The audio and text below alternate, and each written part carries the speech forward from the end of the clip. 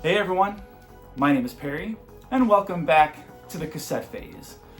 Well, the weekend is here, and after a really long week, I couldn't be happier about that.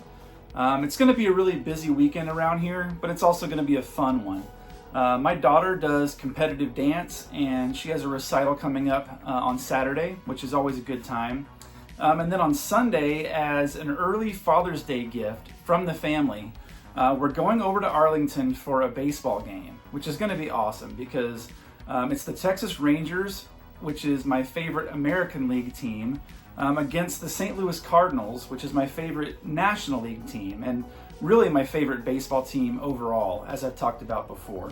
And I haven't seen the Cardinals play in person since I was probably 9 or 10 years old, so I'm really looking forward to it. We've got field level suite for this, so we're going to have a great view. I'll be sure to get some footage of that so that I can share it with you guys in a video next week. But today, we've got viewer mail. And these types of videos are always a lot of fun to make. I'm super appreciative anytime anyone wants to send me anything. It's obviously not necessary, but it's always greatly appreciated. And it gives us some fun, nostalgic content here for the channel. And as promised, we've got a double cassette of the day today, since I wasn't able to work one in to the previous video. So it's just going to be a fun, nostalgic, relaxing time all around here in the den today. Sound like fun to you? Come hang out.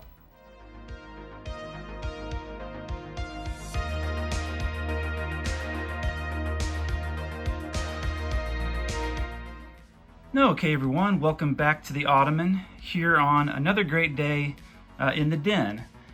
Today we've got the Ewoks cartoon going over on the CRT. Love that old show. That's one of the earliest Saturday morning cartoons that I can remember being excited for. So great memories of the Ewoks cartoon. Now we're going to do our double cassette of the day, since I owed you one from the last video, and then we're going to get into our viewer mail. So let's start off. I figured I'd do a VHS tape and then an audio cassette. And we'll start off with the movie, the VHS tape. And this is a cassette that I feel like everyone had at some point in their homes, whether it was something you rented frequently, something you borrowed from a friend, something you just had. I don't know about you guys, but it seems like every house that I went to back in the late 80s and on into the early 90s had a copy of Honey, I Shrunk the Kids. This is just one of those movies that I remember, getting to this certain age where it was like, okay, maybe you're not getting quite as many toys as you used to get for Christmas and birthday. Maybe now you're getting more Nintendo games. Maybe now you're getting a few movies mixed in and some music as well. And this was certainly the case for me. We got a copy of this, and I remember being so excited because I had seen the movie in the theater, and I remember loving it, and I was just happy to have it at home. And beyond just the movie, it included this little short at the beginning with Roger Rabbit, that tummy trouble cartoon. Man, what a throwback that is, though.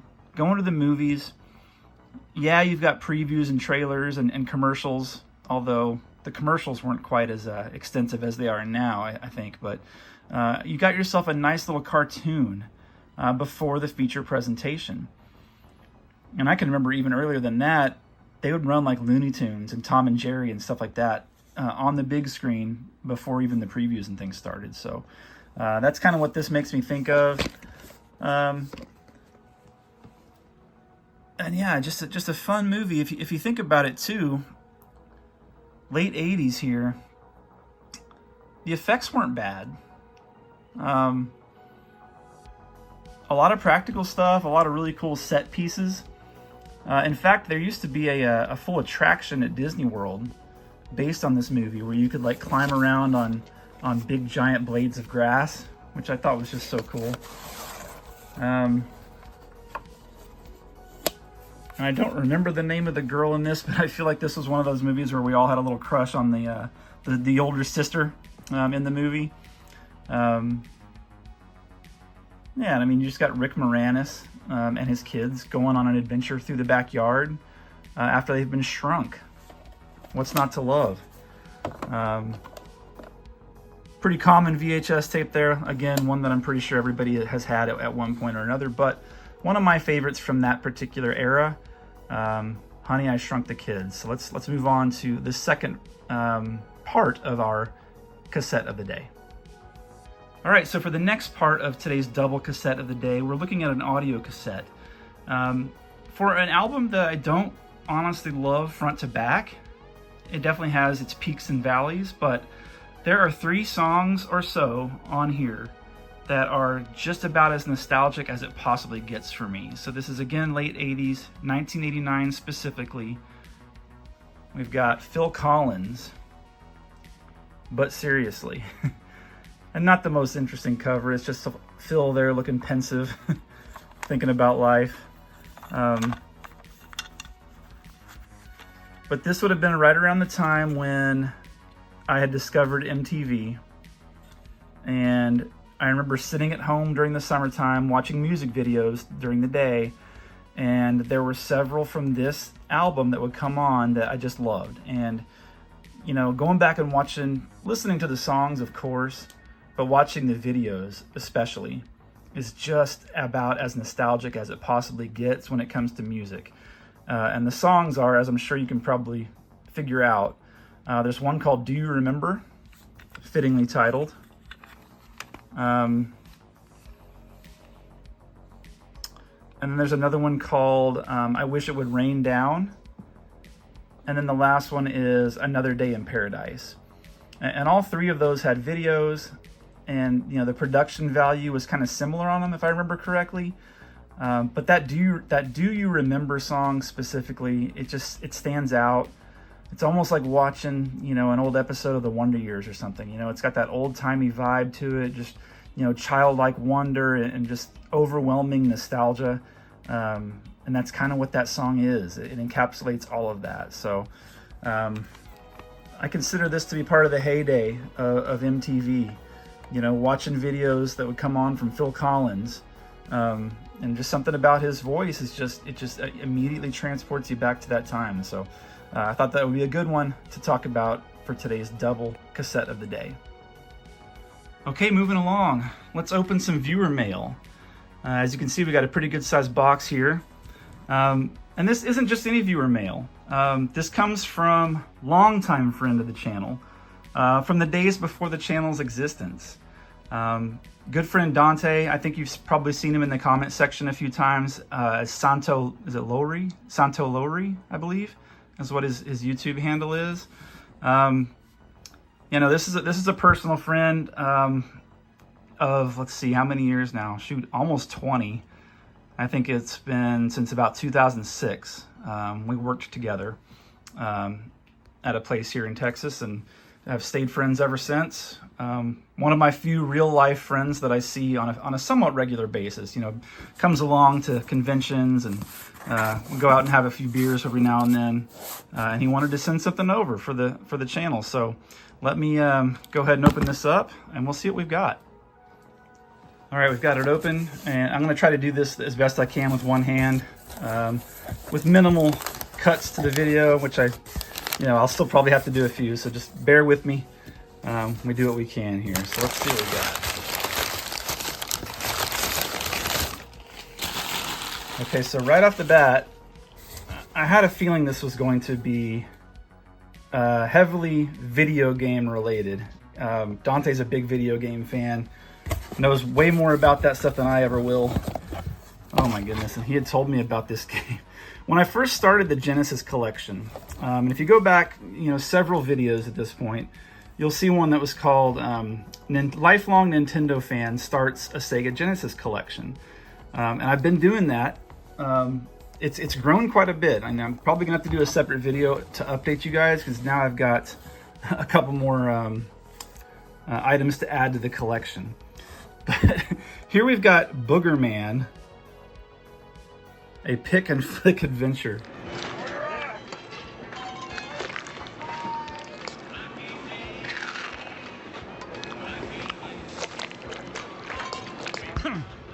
If you had jalapenos and beans for every meal. have an atomic butt blast, too. Booger Man for Sega Genesis. Hey, boogers aren't his only weapon.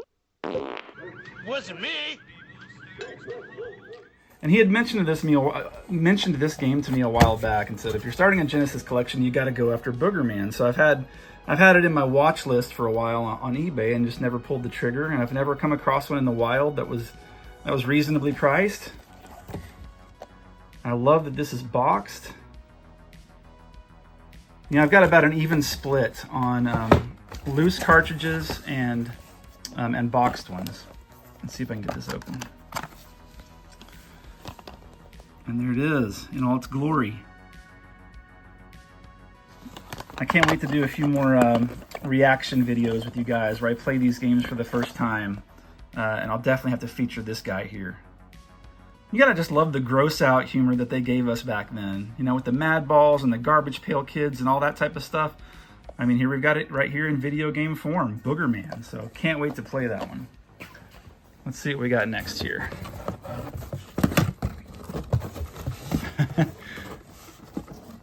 Okay, so similarly, we've got Beavis and Butthead on Sega Genesis. Finally, some action heroes who know the meaning of action. Change it. Introducing the Beavis and Butthead video game. Feel the thrill of the chase, discover new and powerful weapons, and control the destinies of America's leading morons. Whoa, for like heroes, these guys are stupid. Stupid. 2 morons, 3 different games. The Beavis and Butthead video game for Genesis, Game Gear, and Super NES. It rules. Now, I knew that this existed, I think. Maybe I'm thinking, wasn't there a Super Nintendo game too? Oh man.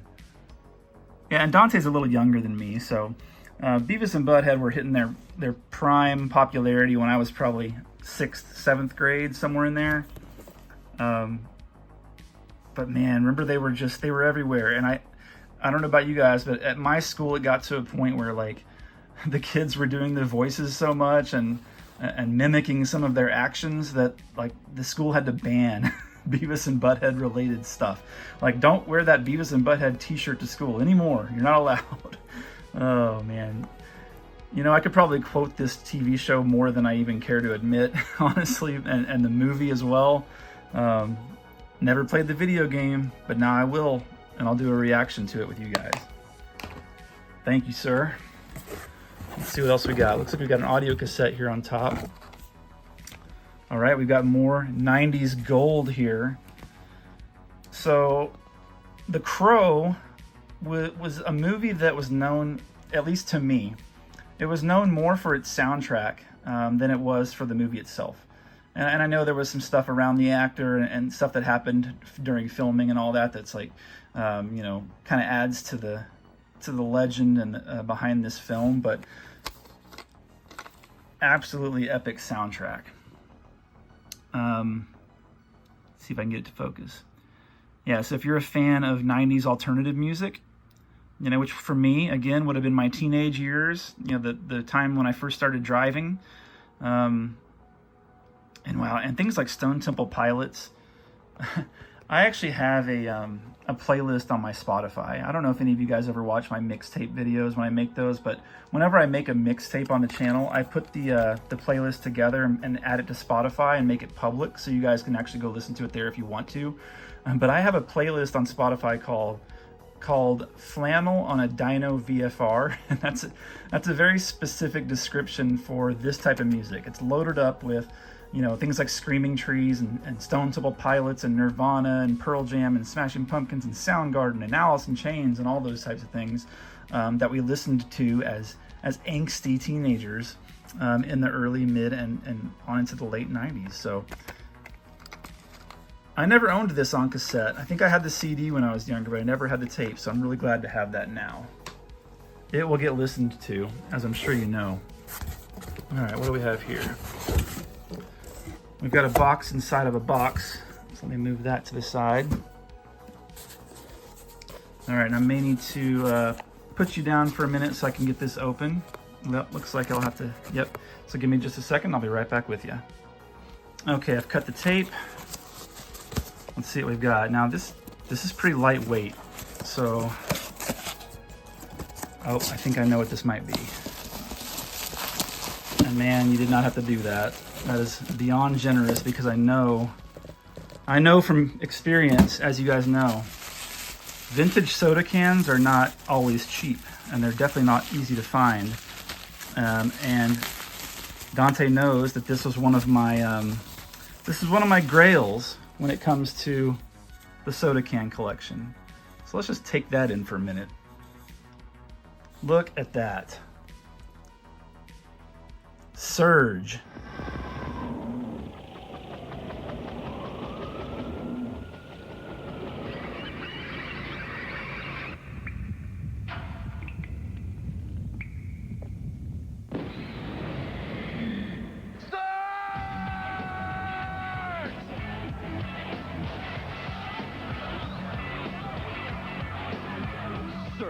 It's a fully loaded citrus soda with carbos. Feed the rush. Does it get more 90s than that? I mean, look at the graphic there and the colors. And this is in great shape too. I love it when they've got the, when it's still closed up top. Yeah, and usually when it's closed up top, they poked some holes in the bottom to drain it out. So I'm not sure how they did this time. Maybe it was one of those ones that just had like a little like pinhole puncture somewhere over the years.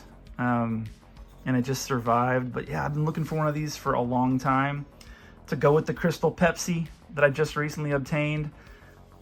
Another grail for the soda can collection. So thank you again, Dante. I hope you found one for yourself. I know you were looking for one of these too.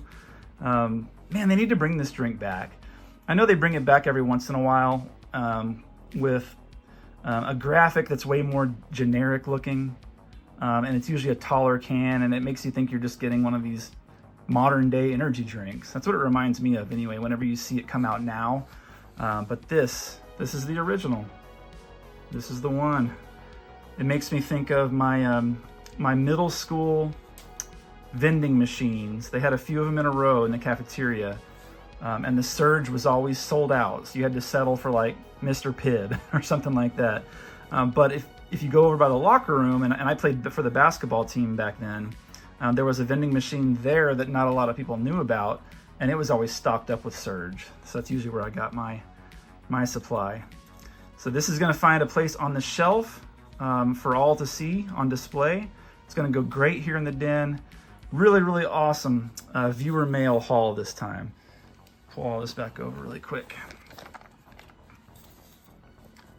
Just great, thoughtful items that anyone who's watched this channel knows that this stuff is all right up my alley. So, like I mentioned in the intro, I don't expect anybody to ever send me anything, but anytime you guys do, it's always so appreciated.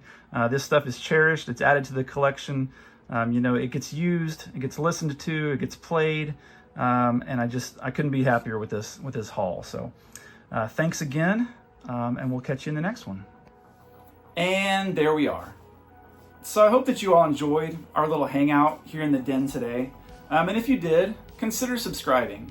Also, don't forget to like the video, but only if you actually liked the video. But for now, and as always, relax. Enjoy life and be kind. We'll see you in the next one.